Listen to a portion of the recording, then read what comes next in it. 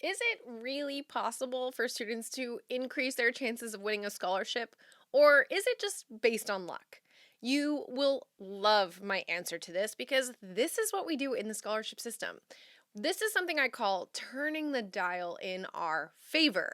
This is where students can do little things to really impact their chances of receiving those coveted scholarship dollars so that they can hopefully avoid student loans or at least decrease what they need to borrow in the first place. So, if you're wondering, is there really something that we can do in order to improve our chances of winning that money? The answer is yes. Stick with me to the end, and I'll tell you exactly how to do that.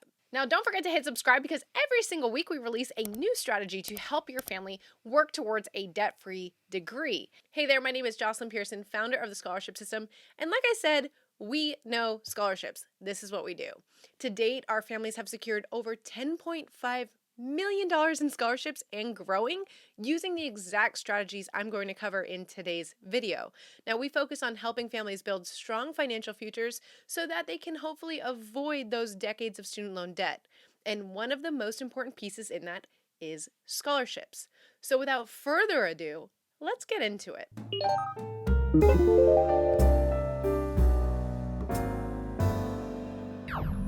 Now, first, before I even get into what we can do in order to increase our chances, I have to explain that there are different types of scholarships where some of them there's nothing we can do, and some of them there are things we can do. Of course, we want students to focus on things that are within their control, that are able to be improved upon. And so I really want to spend just a quick minute differentiating this because otherwise students are pretty much just throwing their name in the hat. Now, it can be discouraging when students are submitting and submitting and submitting, but not hearing back. And one of the biggest reasons I see this, especially when I hear, oh, my student submitted 100 applications and we didn't win anything, is they are focusing on the ones that they cannot control, that they cannot improve their chances. So, what do those look like? Well, I have an entire video explaining this. We'll link to it in the description, or maybe you'll see it somewhere here on the screen. Open that up in a new tab and go and watch that. But we call these sweepstake scholarships.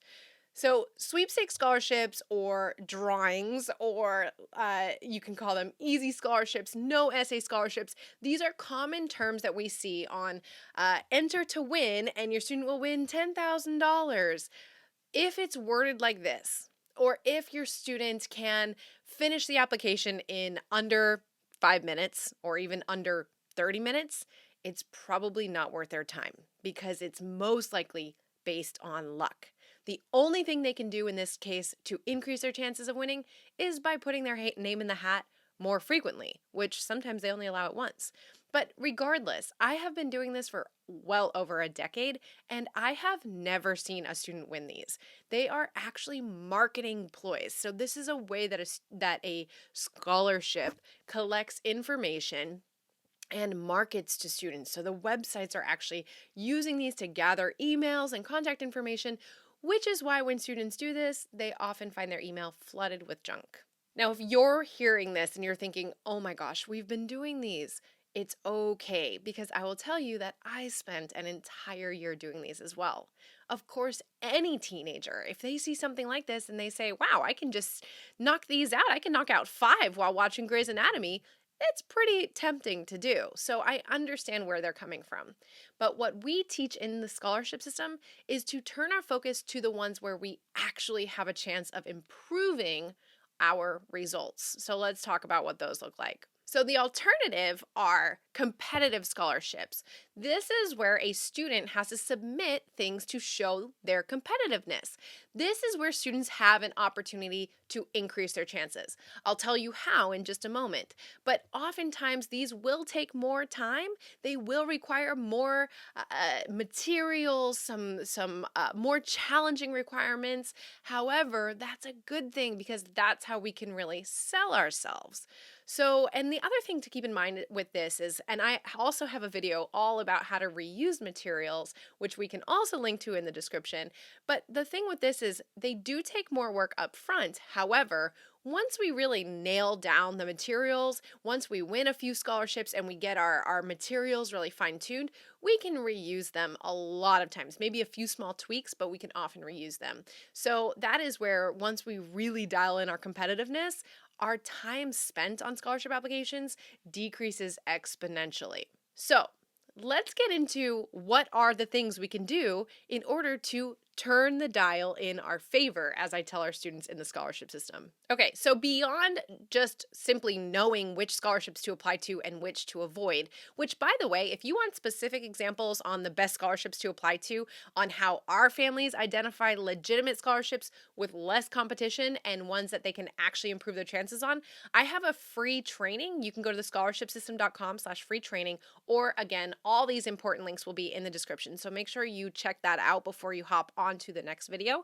But if you check out that free training, you'll see exactly how to identify these sweepstakes scholarships versus the legitimate ones and how I do my searches in order to find the best ones for us to apply to. So make sure you check that out after this video. Okay, so now, like I was saying, beyond knowing which scholarships we want to apply to, there are multiple things that we can do in order to turn the dial in our favor, in order to increase our chances, in order to sell ourselves better. So these are actually skill sets that will also be useful with getting an internship, getting a job, creating resumes, etc., etc. So the first one is to fine tune our application materials.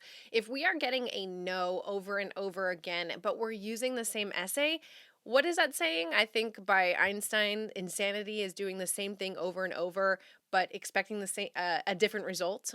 That is the case here. If we have submitted the same essay 30 times over and all of the answers are no, then it's time to go back to the drawing board on the essay. Now, when I'm talking about reviewing our essays, let's dial in on that. First and foremost, one of the most common errors we see is, are we answering the prompt? A lot of times students will try to use a canned essay, but they don't tweak it to actually answer the prompt. Or sometimes the prompt is very specific and the student is just giving kind of a general overview of their life. No matter what it is, we have to answer that prompt. Otherwise, that essay is just going to be thrown right in the trash. So actually answering the prompt will already put your student ahead of so many other applicants. Now, the essay, I have tons of videos on because I can spend an entire day explaining this. In fact, in the scholarship system, our online program, we have a 3-step writing method to kind of avoid a lot of these pitfalls. But let's go beyond the essay. The next one is, what are we involved in? Do we have any kind of community service? Do we have part-time jobs? Are we involved in activities, any leadership activities? One of the things that we really push with our students is not to be involved in a million things, but to be deeply involved in a few. So don't listen to this and think, oh my gosh, we need to get involved in everything. I'm actually saying the opposite of that. But that said, if your student is doing nothing but playing video games at home, unless they're making a lot of money doing it, that is a thing. But if they're just kind of hanging out with their friends all the time, they're not going to have much to talk about, and that is actually the benefit of these activities. Sure, scholarship committees want to see a resume in the sense of a long list of things that they've done throughout their years in high school, which happens with involvements, but more so, involvements simply give them more ammo to write about in that coveted essay. So what are we involved in? Can we get involved in something else? What are we passionate about? These are questions that your student can think through, and if they can really dial that in, again, that will turn the dial in their favor. Comment below, what is something that your student does that you're curious if it counts for a scholarship application or if it counts towards any kind of selling point when it comes to applying? Feel free to comment below and we can get back to you on whether or not we think that that is something that can be sold. Now, the third point I want to make here is reading through the requirements.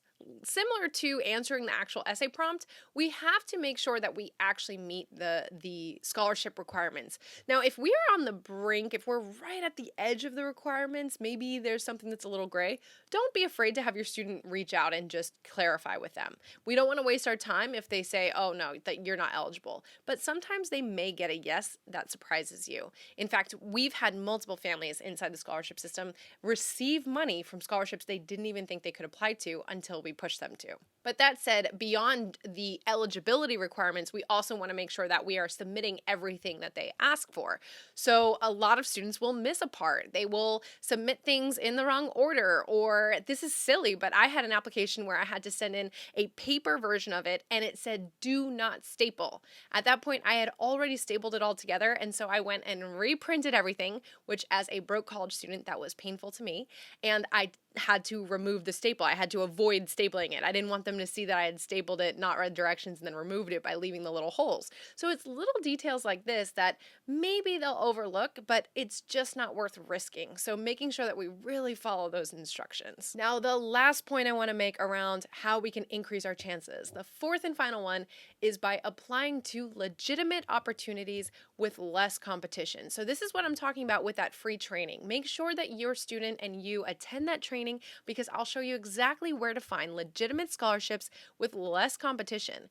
And by competing against less people, again, it's another tick in that dial in our favor. So as you can see, I just gave you 4, actually more even, opportunities that your student can do in order to just push them a little bit ahead.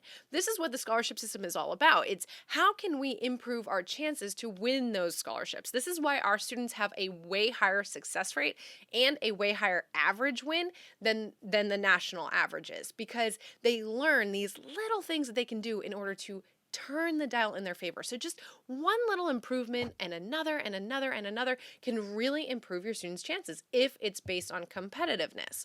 So just going back to this last point, when we're talking about legitimate scholarships with less competition, of course we are talking about local scholarships. We want to focus on the ones that we know that we meet their criteria. We know that they are smaller, they're more local, they're a little bit more difficult to find, but they are out there, okay? Rotary clubs, Elks clubs, local grocery stores, local construction companies. We've seen so many different areas that have offered these. And again, I talk about some of my favorite ways to find these in that free training. Now remember, if it seems too good to be true, if it takes your student 5 minutes and it's a $10,000 scholarship, it is probably not worth their time, okay? I know I've had parents say, well, someone has to win them.